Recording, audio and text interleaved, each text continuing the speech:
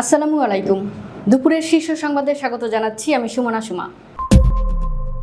পদোন্নতিতে রাজনৈতিক বিবেচনা নয়, যোগ্যতাকেই প্রাধান্য দিতে প্রধানমন্ত্রীর নির্দেশ। জাতীয় স্মৃতিসৌধে ভারপ্রাপ্ত রাষ্ট্রপতি হাফিজউদ্দিন আহমেদের শ্রদ্ধা। ক্রস ফায়ারে একরামুল হত্যা, হাসিনা সহ 11 জনের বিরুদ্ধে ট্রাইব্যুনালে প্রতিবেদন দাখিল। 2 মাসে ব্রহ্মপুত্র দুধকুমারের ভাঙনে ভিটেমাটি হারালো 240 পরিবার। আজ বঙ্গভবন ছাড়ছেন শাহাবুদ্দিন, চিকিৎসার জন্য যাচ্ছেন বিদেশে। গোপনে কারামুক্ত তৌহিদ আফ্রিদি, বাকি মামলায় গ্রেফতার না দেখানো নিয়ে প্রশ্ন। ইয়াবাসহ নিষিদ্ধ আওয়ামী লীগ নেতা আটক। থানচিতে নিখোঁজের 3 দিন পর মিলল পর্যটকের মরদেহ। বাস টার্মিনালে নাশকতার পরিকল্পনা, নিষিদ্ধ ছাত্রলীগ নেতাসহ গ্রেপ্তার 12। বিদেশি পিস্তল ও ম্যাগাজিন সহ অস্ত্র ব্যবসায়ী আটক। সৌদিকে বাঁচাতে অভিনব কায়দায় ইরানের সঙ্গে সমঝোতা পাকিস্তান সেনা প্রধানের। মিসাইল সংকটে ইরানে হামলা বন্ধ করল যুক্তরাষ্ট্র। পশ্চিম তীরে মসজিদে আগুন, 80 ফিলিস্তিনি গ্রেপ্তার। শুনছিলেন শিরোনাম, এবার বিস্তারিত। বাংলাদেশ সেনাবাহিনীতে পদোন্নতির ক্ষেত্রে ব্যক্তিগত পছন্দ অপছন্দ বা রাজনৈতিক মতাদর্শ নয়, বরং পেশাগত দক্ষতা, নেতৃত্ব, সততা, শৃঙ্খলা ও আনুগত্যকে সর্বোচ্চ গুরুত্ব দেওয়ার নির্দেশ দিয়েছেন প্রধানমন্ত্রী তারেক রহমান। রোববার সেনাবাহিনীর সদর দপ্তরের সেনা সদর নির্বাচনী পর্ষদ 2026 প্রথম পর্বর উদ্বোধনী অনুষ্ঠানে প্রধান অতিথির বক্তব্যে তিনি এই নির্দেশনা দেন। এ পর্ষদের মাধ্যমে কর্নেল থেকে ব্রিগেডিয়ার জেনারেল এবং লেফটেন্যান্ট কর্নেল থেকে কর্নেল পদে পদোন্নতির জন্য যোগ্য কর্মকর্তাদের নির্বাচন করা হবে। উদ্বোধনী বক্তব্যে প্রধানমন্ত্রী স্বাধীনতার ঘোষক বীর মুক্তিযোদ্ধা শহীদ রাষ্ট্রপতি জিয়াউর রহমান এবং সাবেক প্রধানমন্ত্রী বেগম খালেদা জিয়ার প্রতি শ্রদ্ধা জানান। একই সঙ্গে মহান মুক্তিযুদ্ধের শহীদ, যুদ্ধাহত মুক্তিযোদ্ধা এবং সশস্ত্র বাহিনীর সদস্যদের আত্মত্যাগ গভীর কৃতজ্ঞতার সঙ্গে স্মরণ করেন। পার্বত্য চট্টগ্রামে দায়িত্ব পালনকালে নিহত ও আহত সেনা সদস্যদের প্রতিও তিনি শ্রদ্ধা জানান। ভারপ্রাপ্ত রাষ্ট্রপতি হিসেবে দায়িত্ব গ্রহণের পর মহান মুক্তিযুদ্ধের বীর শহীদদের প্রতি শ্রদ্ধা নিবেদন করেছেন হাফিজউদ্দিন আহমেদ। রোববার সকাল 11:40 সাভারের জাতীয় স্মৃতিসৌধের বেদিতে পুষ্পস্তবক অর্পণ করেন তিনি। এ সময় তিনি বাহিনীর একটি চৌকস দল তাকে গার্ড অব অনার প্রদান করেন। পুষ্পস্তবক অর্পণের পর হাফিজউদ্দিন আহমেদ শহীদদের স্মরণে কিছুক্ষণ নীরবে দাঁড়িয়ে থাকেন। পরে তিনি স্মৃতিসৌধের পরিদর্শক বইয়ে স্বাক্ষর করেন। কক্সবাজারের টেকনাফ পৌরসভার কাউন্সিলর একরামুল হককে কথিত ক্রসফায়ারে হত্যার মামলায় শেখ হাসিনা সহ 11 জনের বিরুদ্ধে আন্তর্জাতিক অপরাধ ট্রাইব্যুনালে তদন্ত প্রতিবেদন দাখিল করা হয়েছে। রোববার সকালে এই প্রতিবেদন দাখিল করা হয়। 2018 সালের 26 মে রাতে র্যাবের সাথে কথিত বন্দুকযুদ্ধে নিহত হন একরামুল। এই বিচার বহির্ভূত হত্যাকাণ্ড তখন দেশজুড়ে আলোড়ন সৃষ্টি করে, যার সঙ্গে ফাঁস হওয়া একটি ফোনালাপ এবং আন্তর্জাতিক নিষেধাজ্ঞার মতো গুরুত্বপূর্ণ বিষয় জড়িত রয়েছে। বর্ষা মৌসুম শুরু হতেই কুড়িগ্রামে আবারও ভয়াবহ আকার ধারণ করেছে নদী ভাঙন। তিস্তা, ব্রহ্মপুত্র ও দুধকুমার নদের ভাঙনে জেলার বিভিন্ন এলাকায় শত শত পরিবার বসতভিটা হারিয়ে মানবেতর জীবন কাটাচ্ছে। শুধু সদর উপজেলার যাত্রাপুর ইউনিয়নেই গত 2 মাসে ব্রহ্মপুত্র ও দুধকুমার নদের ভাঙনে 240টি পরিবার গৃহহীন হয়েছে। এদিকে চলতি জুলাই মাসের 1 থেকে 16 তারিখের মধ্যে রাজারহাট উপজেলার পশ্চিম চর বিদ্যানন্দ এলাকায় তিস্তা নদীর ভাঙনে অন্তত 25টি বসতবাড়ি নদী গর্ভে বিলীন হয়েছে। প্রতিদিন নদীর ভাঙন নতুন নতুন এলাকা গ্রাস করায় স্থানীয়দের মধ্যে চরম উদ্বেগ বিরাজ করছে। রাষ্ট্রপতির পদ থেকে পদত্যাগের পর আজ রোববার বঙ্গভবন ছাড়ছেন মোহাম্মদ শাহাবুদ্দিন।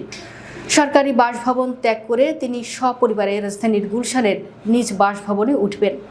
শারীরিক অবস্থার অবনতির কারণে শীঘ্রই স্ত্রীকে সঙ্গে নিয়ে বিদেশে চিকিৎসার জন্য যাওয়ার পরিকল্পনার কথাও জানিয়েছেন তিনি।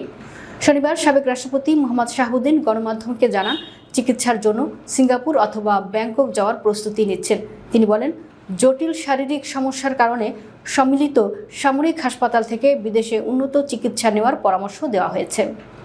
তার স্ত্রী রেবেকা সুলতানাও অসুস্থ থাকায় তাকেও সঙ্গে নিয়ে চিকিৎসার উদ্দেশ্যে বিদেশে যাবেন। জুলাই আন্দোলনকে কেন্দ্র করে দায়ের হওয়া 3টি মামলায় জামিন পাওয়ার পর কন্টেন্ট ক্রিয়েটর তৌহিদ আফ্রিদি কারামুক্ত হয়েছেন। বৃহস্পতিবার আনুষ্ঠানিক প্রচার ছাড়াই তাকে কারাগার থেকে মুক্তি দেওয়া হয়। তবে তার বিরুদ্ধে আরও কয়েকটি মামলার এজাহারের নাম থাকা সত্ত্বেও সেসব মামলায় তাকে গ্রেফতার না দেখানোয় নিয়ে প্রশ্ন উঠেছে। গত বছরের 24 আগস্ট রাতে বরিশাল থেকে তৌহিদ আফ্রিদিকে গ্রেফতার করা হয়। এরপর প্রায় 11 মাস কারাগারে থাকার পর তিনি মুক্তি পান। জানা গেছে, জুলাই গণঅভ্যুত্থান সংশ্লিষ্ট মোট 8টি মামলায় তৌহিদ আফ্রিদির নাম রয়েছে। এর মধ্যে ওয়ারী থানার একটি মামলা ছাড়া বাকি 7টিতে তিনি এজাহারভুক্ত আসামি। তবে ওয়ারী থানার প্রতারণা মামলা এবং যাত্রাবাড়ি ও বাড্ডা থানার 2টি হত্যা চেষ্টা মামলায় তাকে গ্রেফতার দেখানো হলেও রামপুরা থানার একটি হত্যা মামলা এবং বাড্ডা, যাত্রাবাড়ি, মোহাম্মদপুর ও বনানী থানার 4টি হত্যা চেষ্টা মামলায় এই একই পদক্ষেপ নেওয়া হয়নি। কক্সবাজারের ইনানি মেরিন ড্রাইভ সংলগ্ন এলাকায় মাদক বিরোধী কোস্টগার্ডের অভিযান চালিয়ে 4500 পিচ ইয়াবাসহ এক মাদক কারবারিকে আটক করেছে। শনিবার বাংলাদেশ কোস্টগার্ড পূর্ব জোন মিডিয়া কর্মকর্তা লেফটেন্যান্ট কমান্ডার বিএন সুমন আল মুকিদ স্বাক্ষরিত বিজ্ঞপ্তিতে এ তথ্য নিশ্চিত করেছেন। আটক হওয়া টেকনাফ সদর ইউনিয়নের 6 নম্বর ওয়ার্ড ডেলপাড়া এলাকার মৃত তমিম গোলালের ছেলে মোহাম্মদ হাফিজুল্লাহ। বান্দরবানের থানচি উপজেলার পর্যটন কেন্দ্র রাজা পাথর এলাকায় সাঙ্গু নদীতে পর্যটকবাহী ইঞ্জিন চালিত নৌকাডুবির ঘটনায় নিখোঁজের 3 দিন পর জাওয়াদুল ইসলাম মাহিয়ান নামের এক যুবকের মরদেহ উদ্ধার করা হয়েছে। রোববার সকাল 8টার দিকে তার মরদেহ দেখতে পান স্থানীয়রা। পরে বিজিবি, ফায়ার সার্ভিস, পুলিশ, স্থানীয় প্রশাসন, গাইড ও বোট চালকদের সমন্বয়ে গঠিত উদ্ধারকারী দল মরদেহটি উদ্ধার করে। নিহত মাহিয়ান ময়মনসিংহের মাসকান্দা এলাকার মোহাম্মদ হেলাল উদ্দিনের ছেলে। তিনি বাংলাদেশ ইউনিভার্সিটি অব প্রফেশনালসের শিক্ষার্থী ছিলেন। চট্টগ্রাম নগরের চাঁদগাঁও বাস টার্মিনাল এলাকায় নাশকতার পরিকল্পনার অভিযোগে চট্টগ্রাম দক্ষিণ জেলা ছাত্রলীগের সহসভাপতি মোর্শেদুল আলম অভিসহ 12 জনকে গ্রেফতার করেছে পুলিশ। শনিবার রাত 9টার দিকে অভিযান চালিয়ে তাদের গ্রেফতার করা হয়েছে। গ্রেফতার হওয়া মোর্শেদুল আলম অভি পটিয়া উপজেলার হাই দগাঁও ইউনিয়নের খোরশেদুল আলমের ছেলে। পুলিশ জানিয়েছে, গোপন সংবাদের ভিত্তিতে চাঁদগাঁও বাস টার্মিনাল এলাকায় অভিযান চালানো হয়। অভিযানের খবর পেয়ে কয়েকজন পালিয়ে গেলেও ঘটনাস্থল থেকে অফিসসহ 12 জনকে আটক করা হয়। পরে তাদের বিরুদ্ধে চাঁদগাঁও থানায় দায়ের হওয়া জুলাই মাসের সহিংসতার মামলায় গ্রেফতার দেখানো হয়। যশোর শহরের শঙ্করপুর চোপদারপাড়া এলাকায় অভিযান চালিয়ে একটি বিদেশি পিস্তল ও ম্যাগাজিন সহ শাহাদাত নামে এক অস্ত্র ব্যবসায়ীকে আটক করেছে র্যাপিড অ্যাকশন ব্যাটালিয়ন। শনিবার রাত 8টার দিকে র্যাব 6-এর একটি দল এই অভিযান পরিচালনা করে। আটক শাহাদাত শহরের শঙ্করপুর বারেক সড়ক এলাকার শাহজাহানের ছেলে। র্যাব 6-এর অধিনায়ক মেজর এটিএম ফজলে রাব্বি প্রিন্স জানান, গোপন সংবাদের ভিত্তিতে শঙ্করপুর চোপদারপাড়া এলাকায় শাহাদাতের নিজ বাড়িতে অভিযান চালানো হয়।